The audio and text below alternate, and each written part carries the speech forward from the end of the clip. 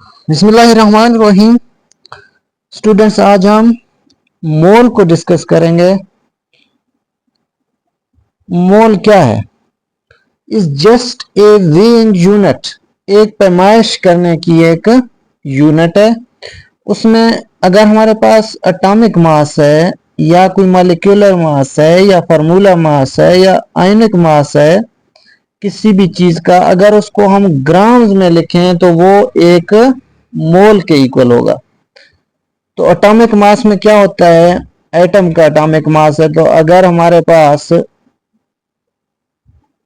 Mass of sodium अगर हम लिखें तो ये जो है ना क्या है, 23। इसको अगर हम एक्सप्रेस करें ग्राम में, 23 ग्राम, तो ये क्या हो जाएगा? 1 मोल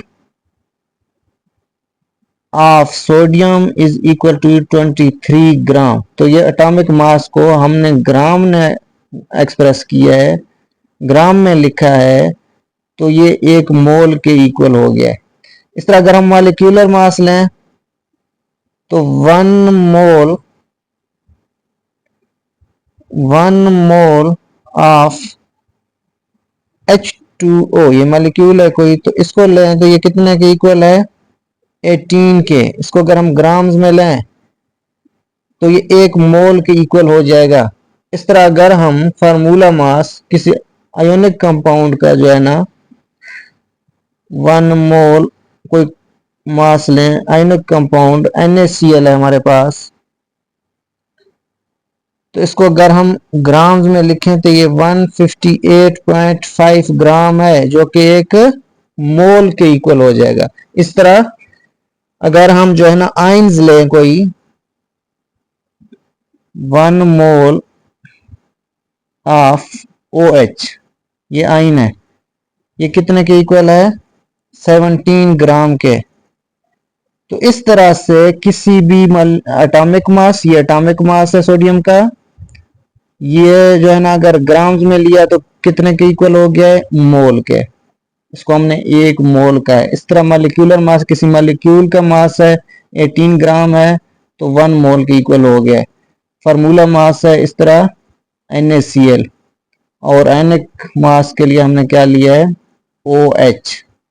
तो सबको जब हमने ग्राम में एक्सप्रेस किया है तो हमने इसको एक मोल के इक्वल समझा है। तो इस तरह से अगर हम जो है ना इसको लिखें ग्राम एटम, ग्राम एटम, या क्या लिखें यार, मोल भी लिख सकते हैं। मतलब इसका क्या है? The atomic mass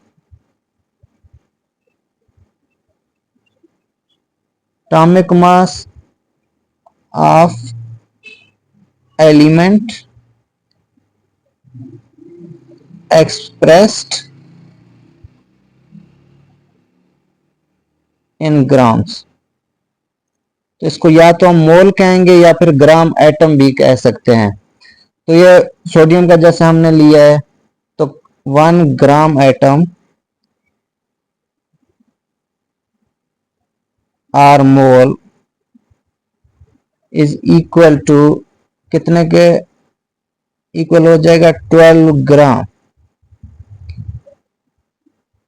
of carbon अगर हम ले लें तो 1 ग्राम एटम ऑफ कार्बन या 1 mole of carbon is equal to 12 gram. तो क्या है कि एटॉमिक मास था हमारे पास किसी एटम का, तो उसको जो है ना हमने ग्राम में एक्सप्रेस किया है, तो ये 1 मोल के इक्वल हो गया है। इस तरह अगर हमने मोल्स निकालने हों, मोल्स ऑफ एन एलिमेंट, अगर किसी एलिमेंट के मोल्स निकालने हों, अगर हमें जो है ना मास दिया हुआ है, तो क्या है? मास ऑफ एन एलिमेंट, उसका मास होगा, और डिवाइडेड बाय क्या हो जाएगा? Atomic mass. Atomic mass of element. तो इस तरह से जो है ना हम किसी भी एलिमेंट के मास भी निकाल सकते हैं। अगर हमारे पास उसका मास होगा, गिवन मास जो भी होगा उसका, और उसको अगर हम एटॉमिक मास पे डिवाइड करें तो हमारे पास नंबर ऑफ मोल्स आ जाएंगे। इस तरह चूंकि ये हमने एटम के लिए लिया है, तो इस तरह अगर हम मॉलिक्यूल्स की बात करें उसको हम कहेंगे ग्राम मॉलिक्यूल,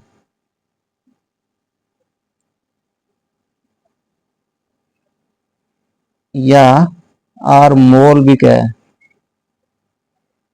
ग्राम मॉलिक्यूल और मोल। ये क्या है, molecular mass, mass of substance expressed in gram. अच्छा, अब इसमें क्या है, अगर हम मॉलिक्यूल ले लें, जैसे हमने जो है ना पहले वाटर लिया है, तो 1 ग्राम मॉलिक्यूल होगा,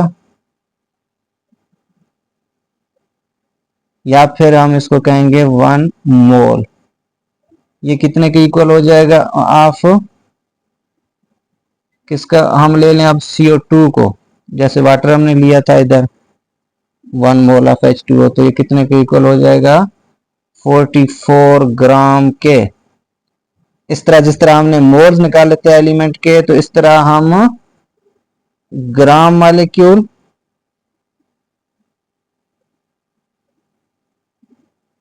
या मोल्स किसी भी मॉलिक्यूल का जो है ना हम किसी भी सब्सटेंस का हम निकाल सकते हैं। क्या होगा हमारे पास, मास ऑफ ए सब्सटेंस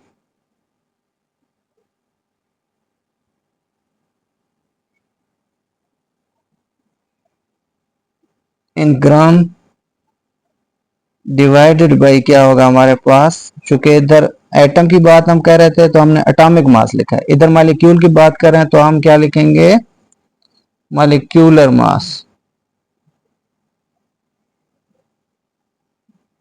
तो हमारे पास क्या आ जाएगा, मोल्स की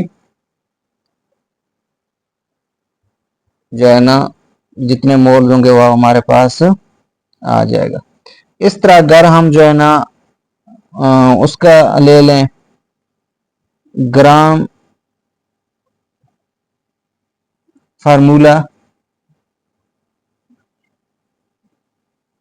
तो ये क्या होता है, ग्राम फार्मूला अगर हम ले लें ये तो क्या होता है, या ग्राम फार्मूला को हम क्या कह सकते हैं, मोल। तो ये क्या होता है, फार्मूला मास, ये किसी ionic compound for example NaCl वगैरह इस तरह का formula mass of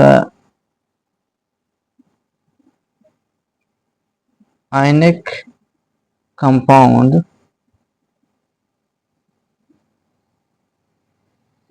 expressed in gram. अच्छा, इसमें क्या होता है, इसको हम या ग्राम फार्मूला कहेंगे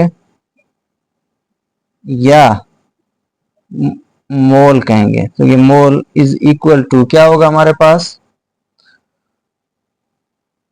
मास of ionic compound divided by, चूंकि हमारे पास क्या है, कंपाउंड की बात है, तो ये फार्मूला मास होगा।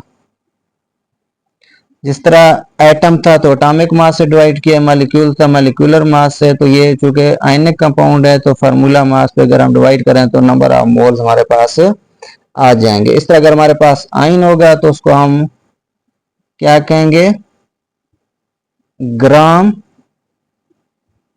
आयन। एटम था, ग्राम एटम का है, हमने उसको मॉलिक्यूल है तो ग्राम मॉलिक्यूल। अगर फार्मूला कोई आयनिक कंपाउंड था तो ग्राम फार्मूला का है। अभी हमारे पास कोई आयन है तो फिर हम ग्राम आयन कहेंगे इसको।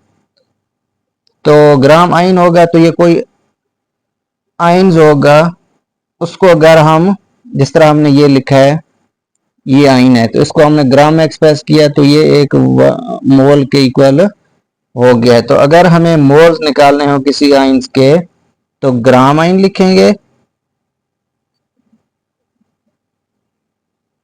आर मोल, इसको मोल भी कह सकते हैं, तो is equal to mass of an आइन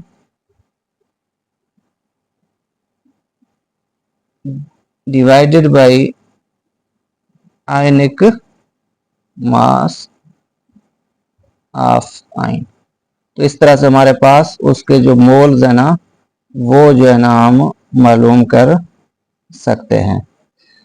तो इससे फिर क्या हुआ है कि जो मोल है वो क्या है, सिर्फ और सिर्फ एक यूनिट है जो कि हमारे पास एटॉमिक मास, मॉलिक्यूलर मास और फार्मूला मास को जो है ना अगर ग्राम्स में हम एक्सप्रेस करें तो उसको हम मोल कहेंगे।